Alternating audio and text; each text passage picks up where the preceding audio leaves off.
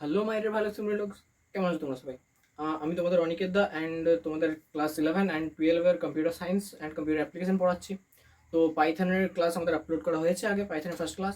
And আজকে আমরা class 11-এর first সেমিস্টারের ফার্স্ট চ্যাপ্টার কম্পিউটার সিস্টেম ও সংগঠন পড়বো। ঠিক আছে? তো তোমরা কেমন আছো? আশা করি সবাই ভালো আছো। তো চলো স্টার্ট করা যাক ক্লাস। ঠিক আছে? তো ক্লাস স্টার্ট করার আগে আরও কিছু কথা আমি যেটা তোমাদের বলে নিতে চাই, যেটা হচ্ছে গিয়ে দেখো, তো আমি ক্লাস ইলেভেনে শুধুমাত্র সন্ময় কুণ্ডুর বই ইউজ করেছিলাম। তো সন্ময় কুণ্ডুর বই কি আছে, সিলেবাসের থেকে অনেকটা এক্সট্রা দেওয়া আছে। ঠিক আছে? তো সিলেবাস থেকে যখন অনেকটা এক্সট্রা দেওয়া আছে না, তো অ্যাকচুয়াল সিলেবাস যেটা মানে কোনটা পড়তে হবে কোনটা পড়তে হবে না, আমাদের টাইমে ফার্স্ট সেমিস্টার সিস্টেম ছিল, তো তখন সিলেবাসটা একটু টালমাটাল ছিল। ঠিক আছে? মানে কি বলবো তোমাদেরকে, সিলেবাসটাও ঠিক কনফার্ম ছিল না যে কোনটা সিলেবাস কোনটা নয়। টিচাররাও একটু কনফিউজ ছিলেন, তো আমি টিচারদেরকেও জিজ্ঞাসা করে ঠিকঠাক সেরকমভাবে কিছু জানতে পারিনি যে কোনটা সিলেবাস। টিচাররাও বলতে পারছিলেন না। আমি সন্ময়কুণ্ডুর বইটা ইউজ করেছিলাম, কারণ ওটাতে এক্সট্রা দেওয়া আছে, তো আমি যেটা সিলেবাস সেটাও কভার হয়ে যাবে অ্যান্ড এক্সট্রাও কিছু পড়তে পাবো আমি। তো সেই জন্য আমি সন্ময়কুণ্ডু ইউজ করেছিলাম। বাট এখন আমি যেটা বুঝতে পারছি যে সন্ময়কুণ্ডুর বইটা ইউজ করলে তোমাদেরকে অনেকটা এক্সট্রা পড়ানো হয়ে যাবে। ঠিক আছে? অনেকটা এক্সট্রা মানে অনেকটা এক্সট্রা হয়ে যাবে। তো ওটা সম্ভবত দরকার নেই। ঠিক আছে? তো আমি সেজন্য কিছু সামনের পার্ট স্কিপ করছি। তো স্কিপ করছি মানে এরকম নয় যে দরকার নয়। ঠিক আছে? তোমরা সেটা অবশ্যই পড়বে। কারণ এরপরে আমি স্কিপ করছি কেন, তোমরা বলতে দাদা স্কিপ করছো কেন? স্কিপ করার কারণ হচ্ছে চ্যাপ্টারগুলোতে এক্সপ্লেন করার মতো কিছু নেই। ঠিক আছে? মানে যেমন ধরো বাংলা তুমি একটা নর্মাল লেখা পড়ছো। ঠিক আছে? তুমি বঙ্কিমচন্দ্রের লেখা পড়লে আলাদা ব্যাপার, অনেক ডিপ মিনিং আছে, আলাদা ব্যাপার। বাট যখন তুমি ধরো শরৎচন্দ্রের একটা ছোট গল্প পড়ছো, ঠিক আছে, তখন তোমার কি দরকার, তোমার কোনো এক্সপ্লেনেশন দরকার কি? যারা বাংলা বোঝো তাদের তো কোনো এক্সপ্লেনেশন দরকার নেই। ঠিক আছে? তো সেরকমই ওটা তোমাদেরকে নর্মালি পড়তে হবে। ওখানে হার্ডওয়্যারের ব্যাপারে কিছু আছে, সফটওয়্যারের ব্যাপারে কিছু আছে। তো সেরকম বোঝানোর মতো কিছু নেই, ডিটেলে দেওয়া আছে। যারা যারা সন্ময়কুণ্ডু বই ইউজ করছো তারা জানো যে ডিটেলে দেওয়া আছে। আর অন্যান্য বই তো ডিটেলেই দেওয়া থাকবে, ডিটেলে না দেওয়া থাকলে যেটুকু দরকার সেটুকু দেওয়া থাকবে, সেটুকু তোমরা পুরো বুঝতে পারবে যে কী বলতে চাইছে বা কি না। ঠিক আছে? তো আমি সেই পার্টটুকু স্কিপ করছি। আমরা শুরু করছি নাম্বার সিস্টেম থেকে। ঠিক আছে? নাম্বার সিস্টেম থেকে বোঝানোর বিষয় আছে, অনেক ধরনের ম্যাথস আর ছোটো ছোটো ক্যালকুলেশন আছে। তো সেখান থেকে সেই জন্য আমি নাম্বার সিস্টেম থেকে স্টার্ট করছি। চলো দেখা যাক কী আছে না আছে। তো দেখো, আমরা যেটা বললাম যে স্টার্ট করছি আমরা নাম্বার সিস্টেম থেকে। ঠিক আছে? তো ফার্স্ট আমাদের জানা দরকার নাম্বার সিস্টেম কি। নাম্বার সিস্টেম বলতে এখানে দেখো বাংলাতে লেখা আছে যে সংখ্যা পদ্ধতি, নাম্বার সিস্টেম বা সংখ্যা পদ্ধতি। তো নাম্বার সিস্টেম বা সংখ্যা পদ্ধতি কি? তুমি ধরো কাউকে তোমার মোবাইল নাম্বার বলছো বা হোয়াটসঅ্যাপ নাম্বার বলছো। ঠিক আছে? তো বা তোমার পিনকোড বলছো, তোমার এজ বলছো, তুমি কাউকে কোনো দোকানে গেলে কিছু কিনতে, ঠিক আছে, তো দোকানে তুমি যোগ বিয়োগ করছো, তো যেগুলো করছো মানে যত রকম হিসেব নিকেশ, কোনো কিছু গণনা করা, যত রকম যা কিছু করা হয় সব কিছু যে সিস্টেমের মাধ্যমে করা হয় বা যে পদ্ধতিতে করা হয় সেটাকে আমরা নাম্বার সিস্টেম বা সংখ্যা পদ্ধতি বলি। ঠিক আছে? তো মূলত সংখ্যা পদ্ধতি বা নাম্বার সিস্টেমে দুটো ভাগ রয়েছে, পজিশনাল বা অস্থানিক, নন পজিশনাল বা অস্থানিক, পজিশনাল বা স্থানিক। ঠিক আছে? তো চলো আমরা একে একে দেখে নিই কোন ভাগটা কি। তো দেখো, ফার্স্ট আমি এখানে একটা পয়েন্ট লিখেছি, ছোটো বড় দেখো এখানে পয়েন্ট করে লিখেছি যে মূলত কিছু দাগ কেটে বা চিহ্ন ব্যবহার করে গণনা ও হিসেব করা হয়। এটা কিন্তু নন পজিশনাল। ঠিক আছে? এখানে কি বিষয়টা যেটা এখানে বলতে চাইছে মানেটা কি, চলো আরেকবার দেখি। মূলত কিছু দাগ কেটে বা চিহ্ন ব্যবহার করে গণনা ও হিসেব করা হয়। তো দেখো এখানে উদাহরণ হিসেবে দেখো, এখানে দেখো কিছুগুলো দাগ কাটা আছে, এক, এখানে দুটো দাগ কাটা আছে, দুই, তিন, এখানে পাঁচটা দাগ কাটা আছে, পাঁচ। ঠিক আছে? এখানে দেখো এই তো তোমরা চিনবে এটা রোমান হরফ, এগুলোকে রোমান হরফ বলে আমরা জানি। ঠিক আছে? তো দেখো এখানে বিষয়টা কি বোঝাতে যাবে সেটা বোঝো। দেখো এখানে এই যে ওয়ান, এখানে একটা দাগ কাটলাম। ঠিক আছে? এটা এক, আমরা জানি যে এটার মান এক। ঠিক আছে? এখানে একটা দাগ কাটলাম, এটার মান এক। এখানে যদি দুটো দাগ কাটি তার মান দুই। ঠিক আছে? আমরা যখন দেখবো আমরা যখন ছোটোবেলায় অঙ্ক করতাম, একটা দাগ কেটে দুটো দাগ কেটে এইভাবে একটা দাগ প্লাস তার সাথে দুই যোগ করো তো আরও দুটো দাগ, তো আমাদের অ্যান্সার থ্রি। তো এইভাবে যখন আমরা অঙ্ক করতাম সেটা সেটা হচ্ছে দাগ কেটে পদ্ধতি। ঠিক আছে? এটাই সম্ভবত গণনা করার সব থেকে প্রথম পদ্ধতি, যে দাগ কেটে। ঠিক আছে? তারপর এখানে আসছে রোমান হরফ। তো রোমান হরফ কীভাবে লেখা হচ্ছে দেখো, রোমান হরফে ওই সেম ভাবেই, কিন্তু জাস্ট কিছু তখন দাগের বদলে কিছু চিহ্ন ইউজ করা হচ্ছে। ফার্স্ট আই, তো আই, দুটো আই, তিনটে আই, তারপরে আই ভি, এরকম ইউজ করা হচ্ছে। তো এগুলো মূলত চিহ্ন ইউজ করা হচ্ছে। সেজন্য বলা হয়েছে দাগ কেটে বা কিছু চিহ্ন ব্যবহার করে হিসেব বা গণনা করা হয়। ঠিক আছে? তো এরপরে দেখো এখানে এই পয়েন্টটা দেখো, তাহলে তুমি বুঝতে পারবে এই পয়েন্ট, এই যে জিনিসগুলো এগুলোর অসুবিধা কি সেটা এই পয়েন্টটা লেখা আছে দেখো, অসুবিধা। ঠিক আছে? তো দেখো দাগ বা চিহ্নগুলির মান স্থান পরিবর্তনের উপর নির্ভর করে না। এটা থেকে বুঝতে পারবে যে এই নামকরণটা কেন হয়েছে, নন পজিশনাল বা অস্থানিক নামকরণটা কেন হয়েছে। দাগ বা চিহ্নগুলির মান স্থান পরিবর্তনের উপর নির্ভর করে না। তো মানেটা কি? তো মানেটা দেখো, আমরা যেখানে যে 1 লিখেছি বা এখানে যদি 2 লিখেছি, ঠিক আছে, তো এখানে ধরো আমি 1 2 দুটো দাগ কাটলাম, এটার মান 2 আমরা জানি, ঠিক আছে। তো আমরা যদি এই একটাকে যদি সামনে রেখে দিই, এইখান থেকে মুছে যদি আমরা সামনে করে দিই, তাহলে এটা কোনো মান চেঞ্জ হলো? মানে কি এটা 2 থেকে কি 11 হয়ে গেল বা 4 হয়ে গেল? এরকম তো কিছু হলো না। এখানে স্থান পরিবর্তন করেও কোনো মান চেঞ্জ হলো না কিন্তু, ঠিক আছে। আশা করি দাগ গেটের ব্যাপারটা বোঝা গেছে। দেখো এবারে রোমান হরফে তোমরা বলে দাও, তাহলে রোমান হরফে কিভাবে হচ্ছে? কারণ রোমান হরফে তো IV আছে, তো এটা যদি VI করে দিই তাহলে 6 হয়ে যাবে, মানে স্থান পরিবর্তন করলে এটা যদি VI করে দিই তাহলে স্থান পরিবর্তন করলে তোমাদের মান চেঞ্জ হচ্ছে, তোমরা এটা বলতে পারো, ঠিক আছে। বাট মান চেঞ্জ হচ্ছে কিভাবে, কথাটা বলা হচ্ছে তুমি ওখানে আরো ভালোভাবে বুঝতে পারো যখন আমরা পজিশনে পড়বো। বাট আমি তাও এখানে বলেছি, দেখো এখানে মান চেঞ্জ তো হচ্ছে, বাট এগুলোর কিন্তু নির্দিষ্ট মান আছে, ঠিক আছে। এই চিহ্নগুলো যেগুলো ইউজ করা আছে এগুলো নির্দিষ্ট মান আছে, অ্যান্ড এই যে মানগুলো, এই মানগুলো কিন্তু চেঞ্জ হচ্ছে না। দেখো ভালো করে, এখানে ভি মানে 5 অ্যান্ড তার সাথে একটা 1 আছে, এটার মান 1 আমরা জানি। তো এই যে আই, সিঙ্গেল আই এর মান 1, অ্যান্ড এখানে যে ভি রয়েছে, ভি এর মান আমরা জানি 5। তো ভি অ্যান্ড আই দুটো মিলিয়ে কত হচ্ছে 6। তো ভিটার মান 5 অ্যান্ড আইটার মান 1, তো দুটো মিলিয়ে কত হচ্ছে 6। তো দেখো এখানে কিন্তু মান চেঞ্জ হচ্ছে না, ঠিক আছে। এদের যে নির্দিষ্ট মান সেটা কিন্তু সেই মানই থাকছে, কোনো রকম চেঞ্জেস হচ্ছে না। সেই জন্যই এটা নন পজিশনাল বা অস্থানিক। এটা স্থান পরিবর্তনের পরেও এটা কিন্তু কোনো মান চেঞ্জ করছে না, নিজেদের কোনো মান চেঞ্জ হচ্ছে না। মানে এই যে 1, এটা কিন্তু স্থান পরিবর্তন করে দিলে 10 হয়ে যাচ্ছে না বা 11 হয়ে যাচ্ছে না, ওই একটা কিন্তু একই থাকছে। আশা করি বোঝা গেছে। তো চলো এরপরে দেখা যাক যে পজিশনাল বা স্থানিক, ঠিক আছে। এখানের পয়েন্টে দেখো কি বলেছে, ব্যবহৃত অঙ্কগুলির মান স্থান পরিবর্তনের সাথে পরিবর্তিত হয়, ঠিক আছে। এখানে এটা কেন বলতে হয়েছে দেখো, উদাহরণে বলে দেওয়া হয়েছে। এখানে দেখো 12 1 2 লেখা আছে, তো এখানে 2 এর মান কিন্তু 2, ঠিক আছে। ভালো করে বোঝো, এটা 2টা দেখো এককের ঘরে আছে, এখানে দেখো এক লেখা আছে একক দশক, তোমরা সবাই জানো একক দশক কি। এককের ঘরে দেখো 2 এর মান লেখা আছে, তখন কিন্তু 2 এর মানটা শুধুমাত্র 2, ঠিক আছে। দেখো বাট 21 যখন এদের দেখো সোয়াপ করে দেওয়া হয়েছে, মানে 2 এর জায়গায় 1 কে করে দেওয়া হয়েছে, 1 এর জায়গায় 2 কে করে দেওয়া হয়েছে। তো আমরা এখানেও সেটাই করেছিলাম, বাট এখানে কিন্তু আই এর মান 1ই ছিল অ্যান্ড ভি এর মান 5ই ছিল, কোনো রকম চেঞ্জেস হয়নি, ওদের মানের কোনো রকম চেঞ্জ হয়নি। বাট এখানে দেখো 2কে যখন আমরা 1 ঘর থেকে 10কে দিয়ে দিলাম, তখন কিন্তু 2 এর মান শুধু 2 নয়, তখন 2 এর মান হচ্ছে 20। আশা করি বোঝা গেছে বিষয়টা। তো দেখো আমি আরও একটা এক্সাম্পল তোমাদেরকে দিচ্ছি, যে আমরা ধরো এখানে সামথিং যে কোনো একটা নাম্বার 25, ঠিক আছে, 25 লিখলাম। তো 25-এ এখানে 5, এখানে 5টার মান কত বলো? 5, মানে এটা কিরমভাবে লিখবে বলো? 20 + 5 এভাবে লিখবে তুমি, ইকুয়ালস টু 25। এটা যে মানটা 20 + 5 এরমভাবে লিখবে তুমি, ঠিক আছে। বাট এটাকে যদি আমরা 52 করে দিই, তখন তুমি কীভাবে লিখবে বলো? 52 করে দিলে কিন্তু তুমি এটাকে 50 + 2 এভাবে লিখবে, তখন কিন্তু 5 এর মানটা শুধু 5 নয়, 5 এর মানটা তোমার আমাদের হয়ে গেছে 50। বুঝতে পেরেছো স্থান পরিবর্তনের উপরে কীভাবে মান পরিবর্তন হওয়ার কথাটা বলা হচ্ছিল? ছড়া হয়ে গেল স্থান পরিবর্তন ও মান পরিবর্তন। যাই হোক, আশা করি বোঝা গেছে বিষয়টা কি বলতে চাওয়া হয়েছে, যে স্থান পরিবর্তনের সাথে সাথে কিভাবে মান বা ভ্যালু চেঞ্জ হচ্ছে। তো দেখো তারপর আছে আমাদের প্রকার। পজিশনাল সিস্টেমেরও কিছুগুলো প্রকার আছে, কতগুলো টোটাল প্রকার আছে আমি জানি না ঠিকঠাক, বাট তোমাদের আমি এখানে লিখে দিচ্ছি। দেখো মূলত 4 প্রকারের সিলেবাস, মানে সিলেবাসে মূলত 4 প্রকারের দেওয়া আছে। তোমাদেরকে যদি বলা হয় কত প্রকারের, এরকম আশা করি কোয়েশ্চেন হবে না, বাট যদি হয় তোমরা একটু স্যারের কাছে জিজ্ঞাসা করে নিও যে স্যার আমরা কত রকম লিখবো। আমাদের তো স্কুলের কোয়েশ্চেন ছিল স্যারের, অ্যান্ড স্যার আমাদেরকে সাজেস্ট করেছিলেন যে কীরকম কী কোয়েশ্চেন হবে। কোয়েশ্চেন দিয়ে দেননি, ঠিক আছে, সাজেস্ট করেছিলেন যে এরকম এরকম, মানে আমাদেরকে তোমরা দেখবে যে যাদের সায়েন্সে পড়ছো, কম্পিউটার সায়েন্সের, তাদের সি ল্যাঙ্গুয়েজের চ্যাপ্টারটা আছে, ঠিক আছে। তো স্যার বলেছিলেন যে সি ল্যাঙ্গুয়েজ থেকে বেশিরভাগ কোয়েশ্চেন করা হবে, ওটাতে মেনলি ফোকাস করতে। অ্যান্ড এই যে চ্যাপ্টারটা আছে কম্পিউটার সিস্টেম ও সংগঠন, এখানে সফটওয়্যার ওখান থেকে স্যার বলেছিলেন যে 2-1 নম্বর আসবে, বাকি যে দেখার জন্য বাইনারি বা নাম্বার সিস্টেম যেগুলো আছে ওগুলোর জিনিসগুলো বেশি করে দেখতে, তো ওখান থেকে বেশি নাম্বার স্যার দেবেন, এরকম জাস্ট সাজেস্ট করেছিলেন, কোয়েশ্চেন বলে দেননি কিন্তু, ঠিক আছে, এরকম ভেবো না। তো এখানে মূলত আমি 4 প্রকারের লিখেছি, সিলেবাসের মূলত 4 প্রকারের আছে, ঠিক আছে। আশা করি বিষয়টা বোঝা গেছে। তো দেখো এরপর আমরা পজিশনাল নাম্বার সিস্টেমের 4টে ভাগ যে রয়েছে সেই ভাগগুলো একটু দেখে নিই কী কী বটে। তো দেখো ফার্স্ট আসছে আমাদের ডেসিমেল বা দশমিক, ঠিক আছে। সেকেন্ড আসছে বাইনারি বা দ্বিপদী। থার্ড আসছে অক্টাল বা অষ্টপদী। অ্যান্ড ফোর্থ আসছে হেক্সাডেসিমেল বা ষড়দশমিক, ঠিক আছে। তো ফার্স্ট দেখো আমরা এখানে ডেসিমেলটা লিখেছি, ঠিক আছে, বাকিগুলো পরে আমি দেখাচ্ছি। আপাতত ডেসিমেলটা, ডেসিমেল বা দশমিক। ঠিক আছে, এই পদ্ধতিটি বাস্তব জীবনে সর্বাধিক ব্যবহৃত হয়।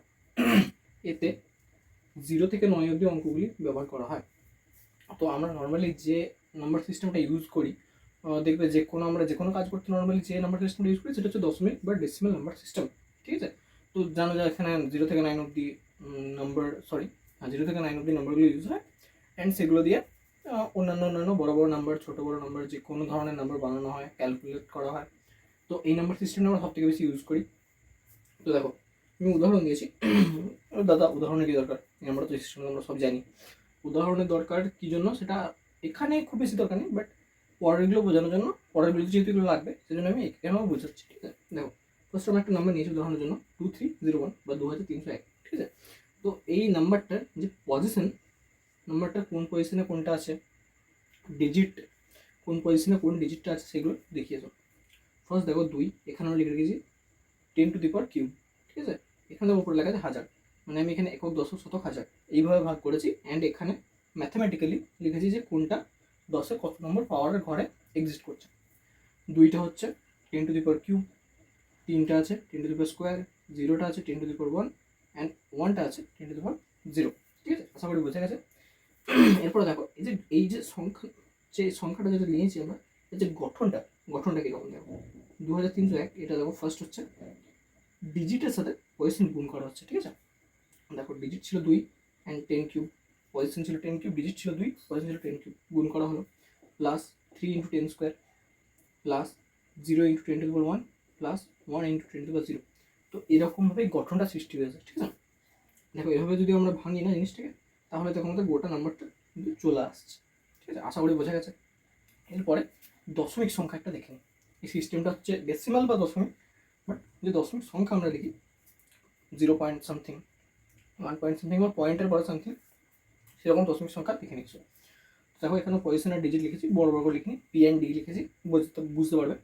দেখো ফার্স্ট আসছে 1, 0-র পরেরগুলো। ঠিক আছে, ফার্স্ট আসছে পয়েন্টের পরেরগুলো, 0-র পরে 1, তার পাওয়ার হচ্ছে 10 টু দি পাওয়ার -1। তো এখানে দেখো একটা জিনিস তুমি দেখবে যে এখানে 3 2 1 0 ছিল, এখানে 1 2 3 পাবে, বাট এখানে মাইনাস আছে। আর তোমরা জানো যে মাইনাসের 1 এর থেকে মাইনাসের 2 ছোট, তো এখানেও যেমন বড় থেকে ছোটো দিকে যাচ্ছিলো, এখানে বড় থেকে ছোটো দিকে যাচ্ছে। বাট তোমরা এরকমভাবে মনে রাখার জন্য মানে সাধারণভাবে একটু মানে সরগত করার জন্য মনে রাখতে পারো যে এখানে যেরকমভাবে হয় এখানে তার উল্টো দিকে হয়, শুধু পাওয়ারে মাইনাস থাকে। ঠিক আছে, মানে এখানে দেখো 3 2 1 0, তো এখানে 1 2 3।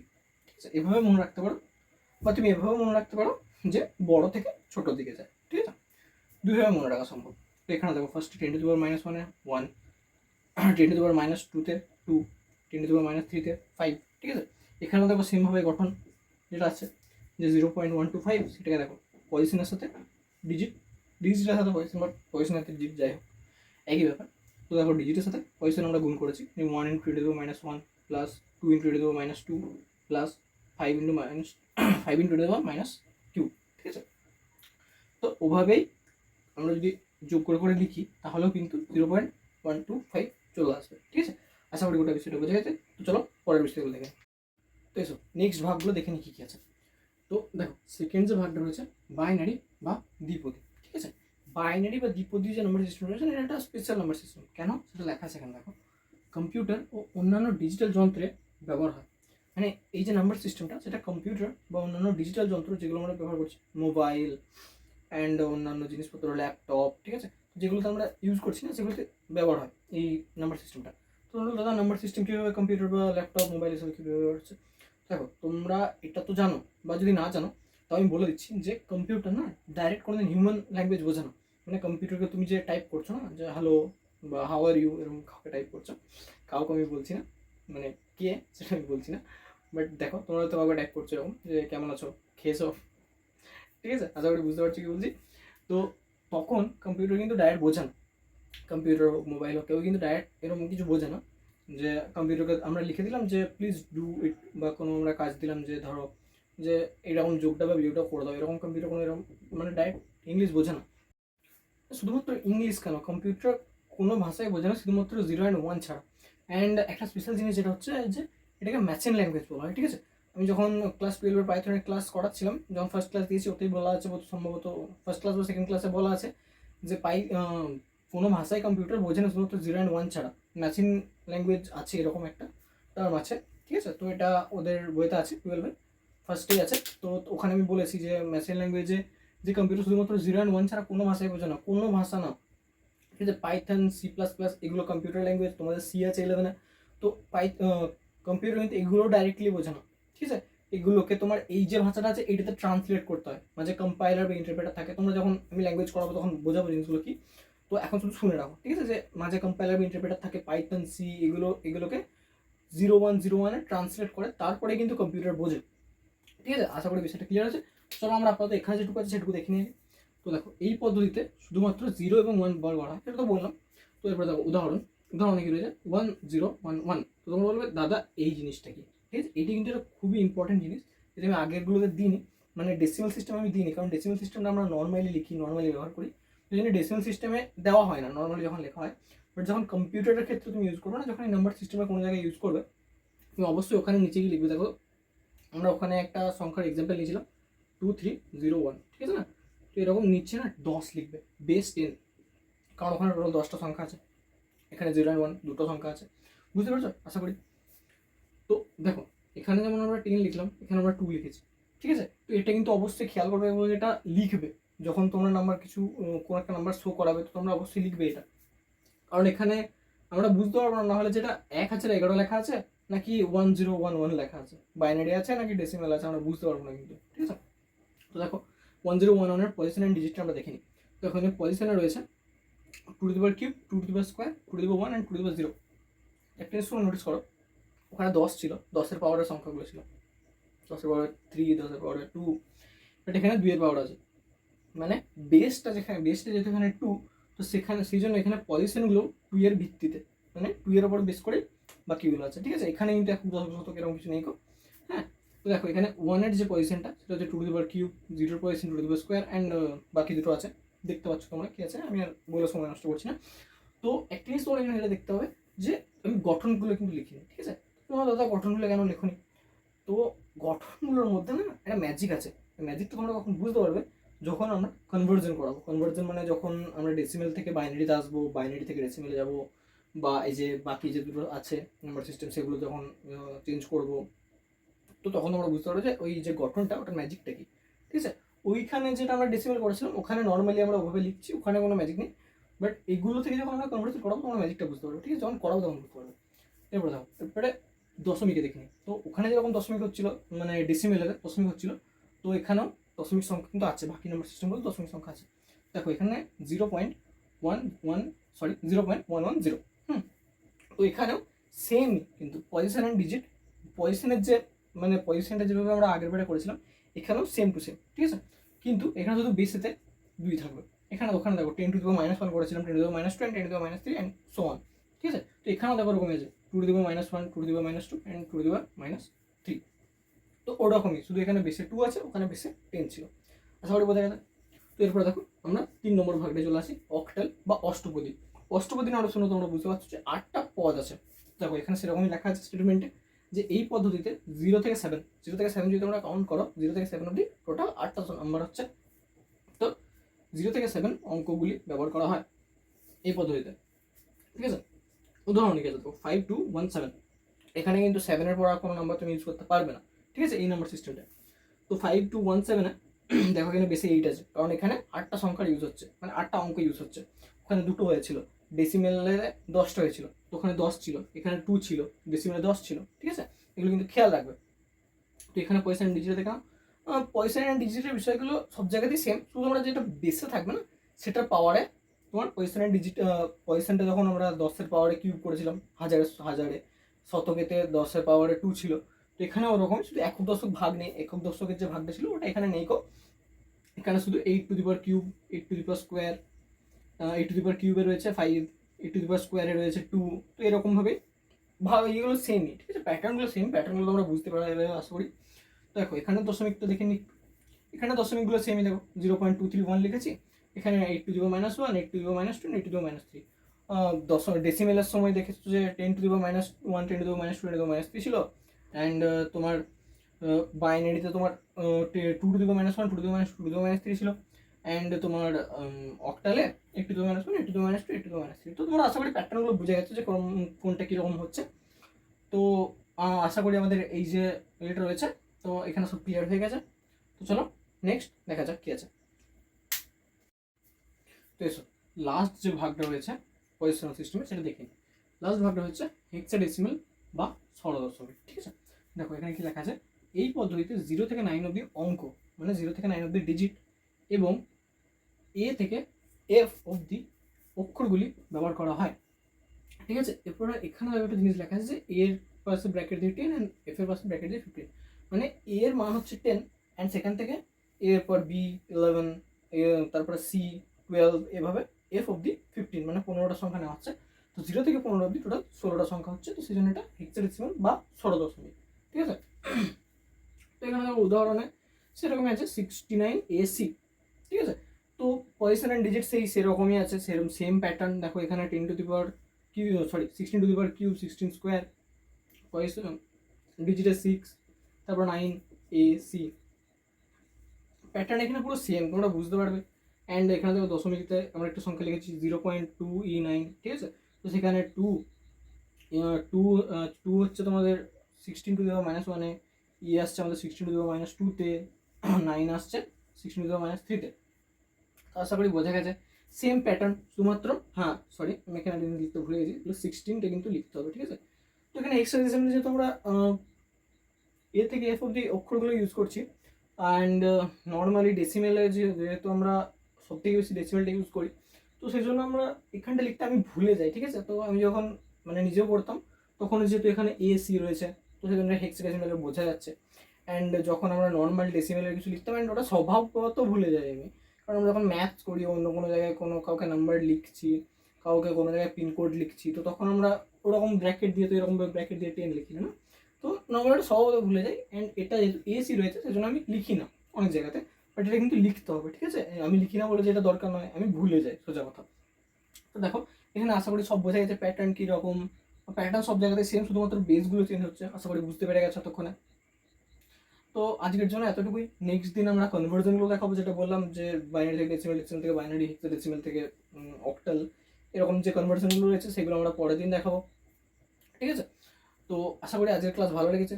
যদি ভালো লেগে থাকে তাহলে লাইক করো, বন্ধুদের সাথে শেয়ার করো যদি কিছু শিখতে পেরে থাকো এই ক্লাসটা থেকে, অ্যান্ড চ্যানেলটা সাবস্ক্রাইব করো যাতে তোমরা এরকম আরও ভিডিওস পেতে থাকো, আরও নতুন কিছু শিখতে থাকো।